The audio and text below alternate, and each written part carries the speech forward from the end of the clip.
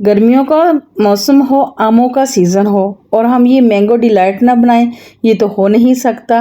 मैं बनाने जा रही हूँ मैंगो डिलाइट, जो कि बनाने में बहुत आसान लेकिन खाने में बहुत मज़े का है। आप ट्राई करेंगे तो इंशाल्लाह आपको ये रेसिपी बहुत पसंद आएगी। अस्सलाम वालेकुम my YouTube family, I hope कि आप सब ठीक ठाक होंगे। मैं हूँ आसिया सज्जाद और आप देख रहे हैं दामने ज़ारा किचन। तो चलते हैं आज की रेसिपी की तरफ, जो कि बहुत ही टेस्टी होने वाली है। तो जी यहाँ पे मैंने 1 लीटर दूध लिया है, चूल्हा ऑन कर दिया है और इसमें से मैंने 1 कप निकाल लिया था, ठीक है। और अब मैंने इसमें शामिल किया 3 टेबलस्पून चीनी। चीनी आप कम या ज़्यादा कर सकते हैं, लेकिन अब इसमें मज़ीद कुछ चीज़ें जाएंगी तो ये फिर ना ठीक हो जाएगा मीठा। तो हमने बॉयल होने के लिए रख दिया है। तो यहाँ पे आ जाते हैं दूसरी तरफ, जो हमने 1 कप दूध निकाल के रखा हुआ था ना, उसमें अब हमने शामिल करना है मैंगो कस्टर्ड।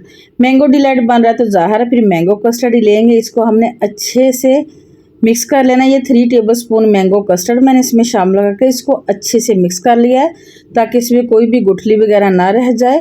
तो यहाँ पे ये आप देख सकते हैं दूध को भी बॉयल आ रहा है। इसको मैंने 2 से 3 बॉयल दिलाए हैं और अब हमने जो कस्टर्ड मिक्स करके रखा हुआ था वो शामिल कर देना है और दरमियानी आंच पे हमने इसको 2 से 3 मिनट तक थिक होने तक पकाना है। व्यूअर्स, आपने इसको पतला नहीं रखना, हमने इसको थिक करना है। थोड़ा सा गाढ़ा ही ये बनेगा तो हमारी रेसिपी अच्छी बनेगी। आप देख सकते हैं ना कि ये गाढ़ा हो गया है। इसको मैंने तकरीबन 2 से 3 मिनट पकाया है दरमियानी आंच पे। अब जो है ना, मैंने आंच बंद करके इसको रूम टेम्परेचर पे बिल्कुल ठंडा कर लेना है। ये बिल्कुल हल्का सा भी गर्म नहीं होना चाहिए, इसको आपने ठंडा कर लेना है। और अब चलते हैं दूसरे स्टेप की तरफ। तो यहाँ पे जी मैंने 4 मैंगो लिए थे, 2 का मैंने रफली सा 2 को काट लिया और 2 के मैंने काट लिए हैं क्यूब्स। इसको अब हमने फ्रिज में रख देना। मैंने पहले से काट के फ्रिज में रखे हुए थे। तो यहाँ पे जो मैंने रफली काट के रखा हुआ था ना मैंगो, उसका मैंने बना लेना है पल्प। ऐसे मिक्सी वाले जार में डाल के मैंने इसका पल्प बना लेना है। ये देखें माशाल्लाह से ये बन चुका है, बहुत ही ज़बरदस्त। अब इसको भी मैंने ना बाउल में निकाल के फ्रिज में रख देना है। तो जी यहाँ पे मैंने ली है व्हिप क्रीम, ये 1 कप है और वज़न में है तकरीबन 100 ml। अब हमने इसको व्हिप करना है ताकि ये क्वांटिटी में ट्रिपल हो जाए। और व्यूअर्स, ये क्रीम आपकी बिल्कुल ठंडी होनी चाहिए, चिल होनी चाहिए।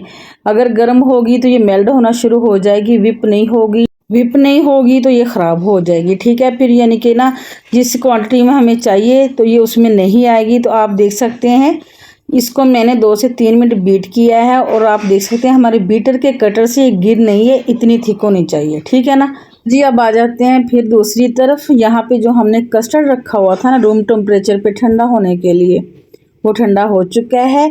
और जो मैंगो का पल्प बना के हमने रखा हुआ था ना, अब इसमें वो शामिल कर देना है और हैंड बीटर से आपने इसको अच्छे से ना मिक्स कर लेना है, बीट कर लेना है। इसके अंदर जो हमारा पल्प है अच्छे से मिक्स हो जाए। आप देख सकते हैं इसको मैंने मिक्स कर लिया है। इसको अब करते हैं साइड पे।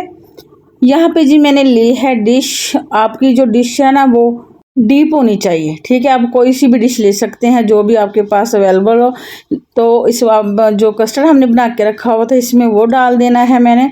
और अब जी जो हमने व्हिप करके रखी हुई थी ना क्रीम, उसको मैंने ऐसे पाइपिंग बैग में डाल लेना है। पाइपिंग बैग को कप में रखेंगे और उसमें हमने अब जो क्रीम बना के रखी हुई थी वो डाल लेनी है।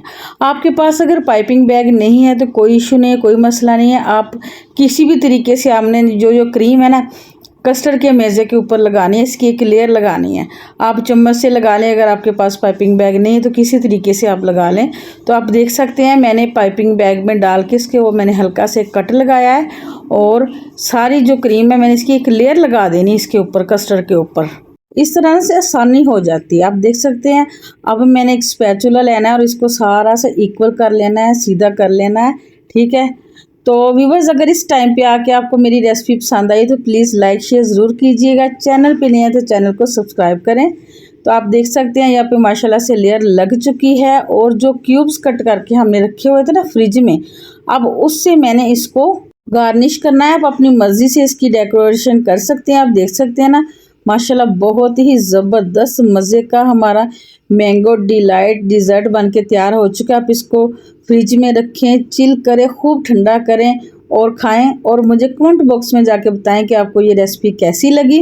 जी यहाँ पे आज की एक अच्छी बात कि जो लोग काम में तखीर करते हैं वो कभी भी आगे नहीं बढ़ सकते। इसी के साथ दीजिए इजाज़त, मिलेंगे नेक्स्ट वीडियो में नेक्स्ट रेसिपी के साथ। अल्लाह हाफिज़।